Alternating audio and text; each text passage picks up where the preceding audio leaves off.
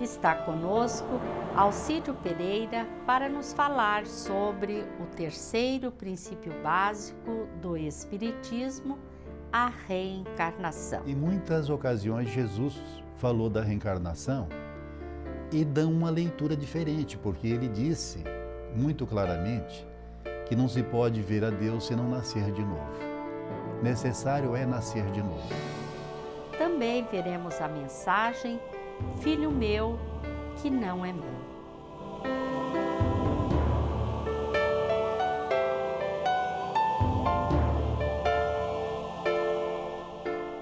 Encontramos no Evangelho que entre os fariseus havia um homem chamado Nicodemos, senador dos judeus, que veio à noite ter com Jesus e lhe disse: Mestre, sabemos que vieste da parte de Deus para nos instruir como um doutor, porquanto ninguém poderia fazer os milagres que fazes se não estivesse com ele.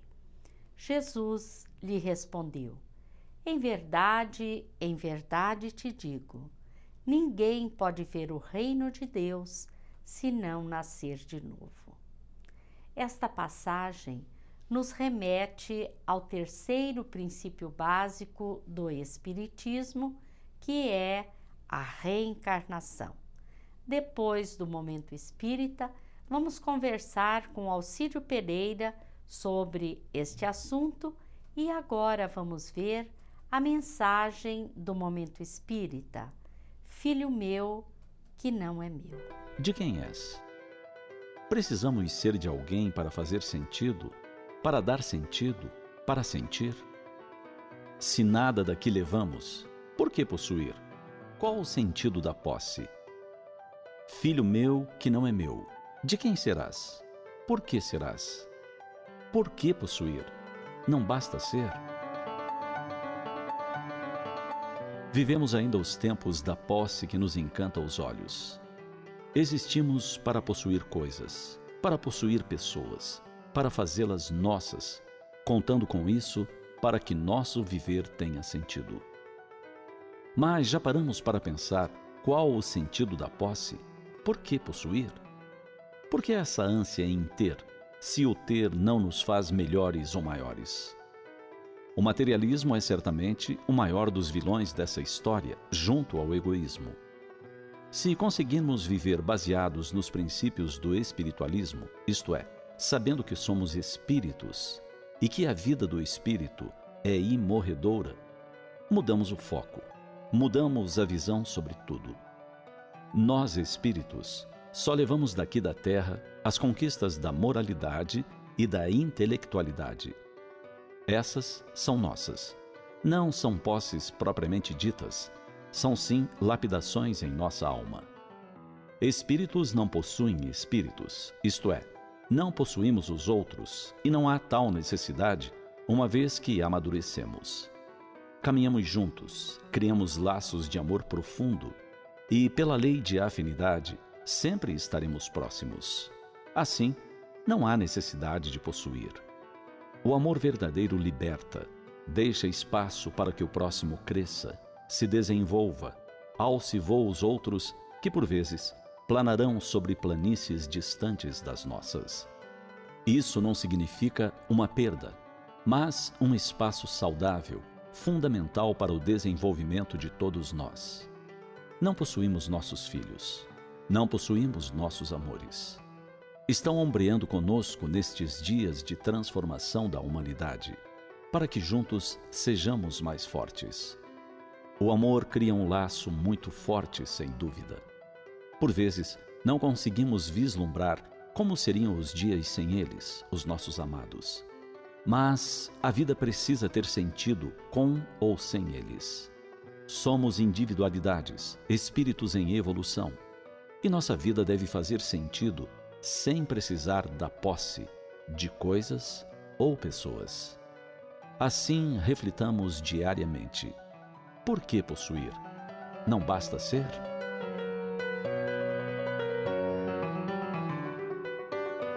Desapego. Pensemos profundamente sobre essa ideia. a ideia de usufruir das coisas, mas não criar esse laço excessivo da posse para com elas. É um exercício diário desapegarmos-nos das coisas e também das pessoas, amando e libertando a cada dia. Deixemos de usar os pronomes meu, minha, com tanta ênfase para nossos familiares. É um exercício interessante. Nosso filho não é nosso, no sentido de que o possuímos. É nosso companheiro, nosso amigo, nosso amor, mas nunca nossa propriedade. Pensemos nisso. Esta mensagem está no CD número 27 e no site momento.com.br. Alcídio Pereira, palestrante espírita, membro da AMEM, Associação Espírita de Maringá, é nosso convidado de hoje. É com muita alegria, Alcídio, que nós te recebemos no programa hoje. A reencarnação é o terceiro princípio básico da doutrina espírita. Você poderia se referir aos demais? Sim, são 5 os princípios da doutrina espírita. O primeiro é a existência de Deus. O segundo é a imortalidade da alma. O terceiro, a reencarnação. O quarto é a comunicabilidade entre os 2 planos. E o último, o quinto, é a pluralidade de mundos habitados. Alcídio, tudo que a doutrina espírita prega é baseado nos ensinos de Jesus. A reencarnação também? Sim. Em muitas ocasiões, Jesus falou da reencarnação e dá uma leitura diferente, porque ele disse muito claramente que não se pode ver a Deus se não nascer de novo. Necessário é nascer de novo. E ele vai falar isso em 2 ocasiões. Ele vai falar isso com Nicodemos e vai falar isso também quando os apóstolos lhe perguntam da crença dos judeus de que Elias voltaria. E aí Jesus responde para ele, lógico, Elias já voltou. E os apóstolos entenderam que ele falava de João Batista. Então a reencarnação, ela está explícita para quem queira ler, não precisa nem interpretar. Está ali clara. Jesus, em muitas ocasiões, citando a existência e essa maravilha que é a possibilidade da reencarnação. Há muitos equívocos na compreensão do que é a reencarnação, principalmente por aqueles que não fazem uma leitura, um estudo mais aprofundado. É bom esclarecer que reencarnar é nascer de novo, não é? Sim, exatamente. Não é ressurreição, Certo. é reencarnação. E reencarnação exatamente é tomar um corpo em formação, quer dizer, e moldar esse corpo de acordo com as necessidades que a pessoa traz para o reajuste na presente encarnação. Então, de fato, esse espírito que existia antes do corpo, ele vai no seu projeto de vida pedir uma nova oportunidade e ele vai então agora moldar um corpo que vai lhe servir de instrumento de progresso na vida em que ele vai viver, como é o nosso caso, o caso de todos nós. É uma oportunidade, não é? Para que ele desenvolva todas as aptidões, toda a inteligência, toda a ciência que ele tem que desenvolver, pois que em um corpo só seria impossível, né? Sim, na verdade, o que a gente volta à fé raciocinada, que tanto falou Kardec. Como é que nós vamos acreditar que em uma única vida a pessoa quem poderia ser sábio e santo, como é dito que precisa para se ver a Deus? Ser sábio e santo. Então isso é impossível em uma encarnação. Então aí logo, se isso fosse verdade, então Deus trabalharia, seria um serviçal daquele que chefia lá os infernos, se existisse, porque Deus cria e o demônio não cria nada. E como a maioria não vai para o céu, Logo, olha a dificuldade que existe para aceitar que Deus está criando, trabalhando, cria tudo, e o outro fica lá no bem bom, só esperando mais um, mais um, mais um. Então, aí a doutrina espírita vem nos dizer o seguinte, que a justiça de Deus, ela está claramente comprovada exatamente na possibilidade de uma nova oportunidade. Da pessoa que, numa encarnação, ela não conseguiu atingir o nível, e ninguém vai conseguir em uma única encarnação a sabedoria e a santidade. Mas ela pode voltar, subir mais alguns degraus, depois ela volta e sobe mais alguns degraus, e assim ela vai subindo rumo a Jesus, porque ele e o seu rebanho um dia estarão reunidos numa situação bem melhor do que esta desse mundo de provas e expiações. Existem outras religiões que também pregam a reencarnação, não é? Você poderia citá-las, Alcide? Bem, são muitas as religiões que acreditam ou que pregam a reencarnação. O hinduísmo, o judaísmo, o próprio islamismo também prega a reencarnação, e também o cristianismo até o ano de 553. Neste ano, vinha desde o nascimento do cristianismo, do primeiro ano, até esse ano de 553, a crença na reencarnação. Os apóstolos tinham aprendido com Jesus e pregavam a reencarnação, essa justiça de Deus fácil de entender. Mas aconteceu que nesse ano de 553, a Teodósia, ela convenceu o seu imperador que proibisse a reencarnação. E ele negociou com o Papa da época que realmente proibisse a reencarnação. Então, a Teodósia e o Justiniano, que era o imperador da época, negociaram com o Papa da época também para que se proibisse a reencarnação, como se isso fosse possível. E a partir de então, as religiões que se ramificaram do catolicismo, elas também não acreditam na reencarnação. Na questão 166 de O Livro dos Espíritos, obra básica do Espiritismo, Allan Kardec perguntou aos espíritos como que pode a alma que não alcançou a perfeição durante a vida corpórea acabar de depurar-se? E ele obteve a resposta. Você poderia comentar? Sim, nascendo de novo, sofrendo a prova de uma nova encarnação.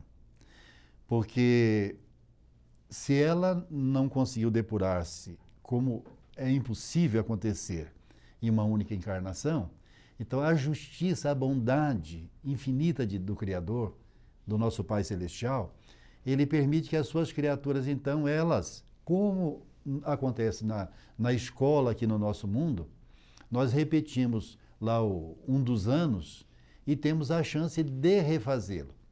E assim é a bondade divina.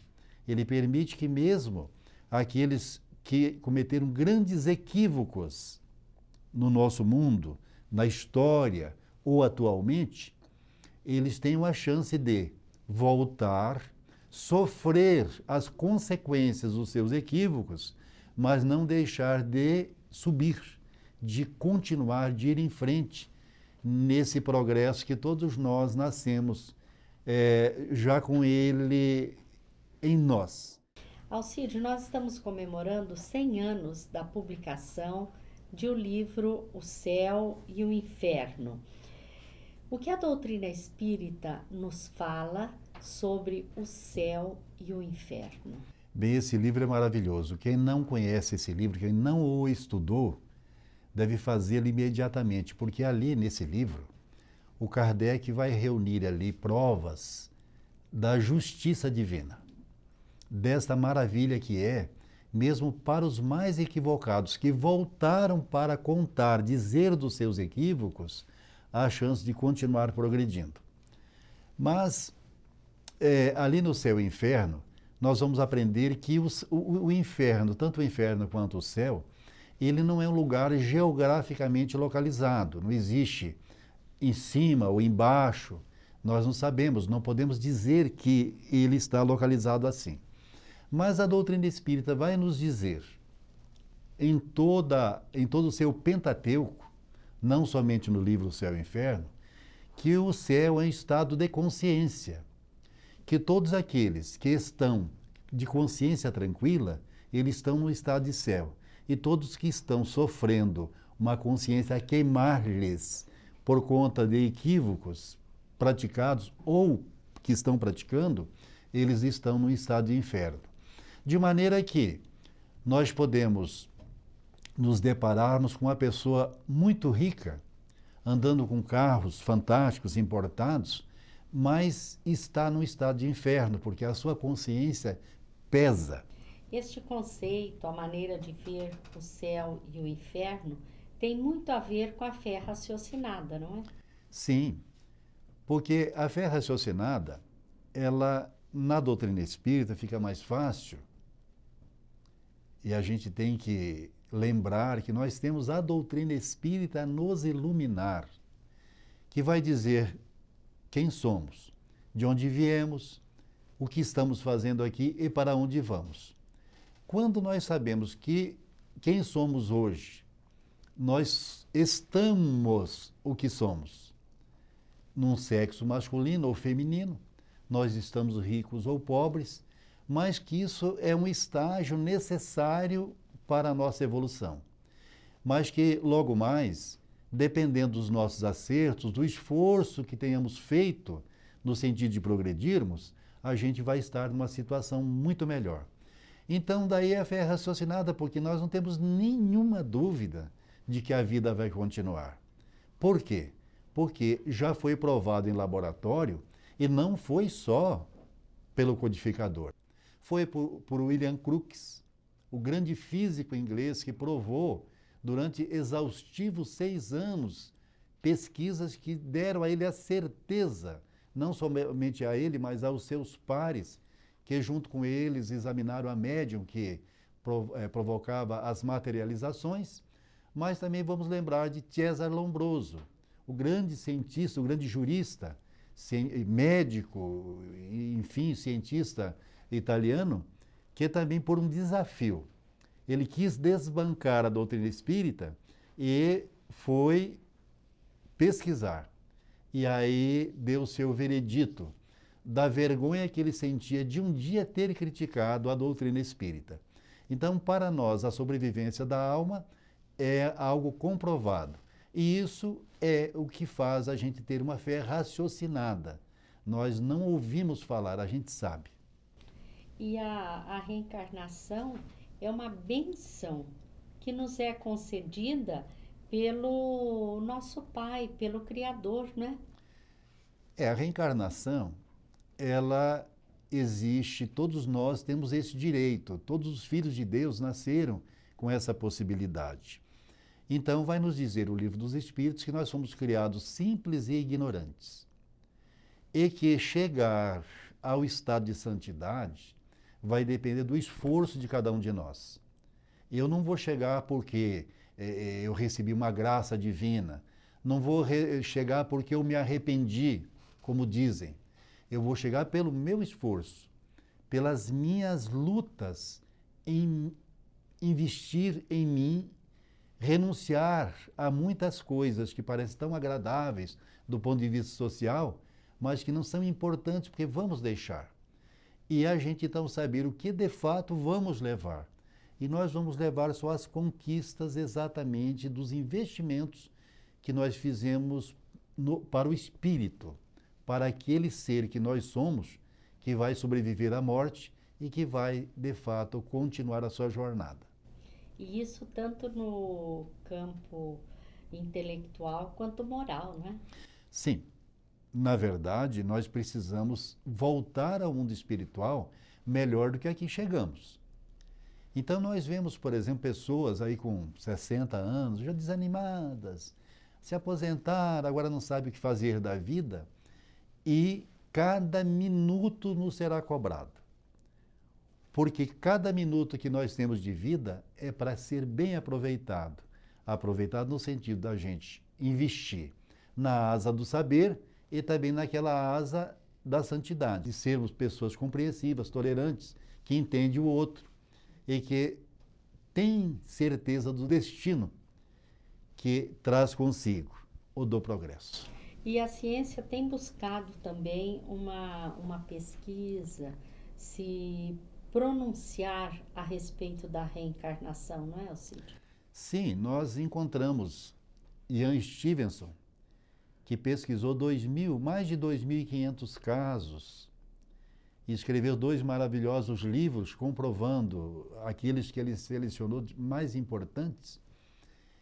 E essa pesquisa ele fez no mundo inteiro.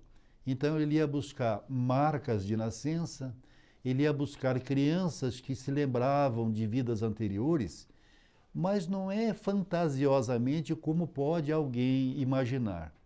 Quando uma criança falava que já viveu em tal bairro, em tal cidade, ele, como cientista, levava a criança até aquele lugar para que ela mostrasse onde viveu.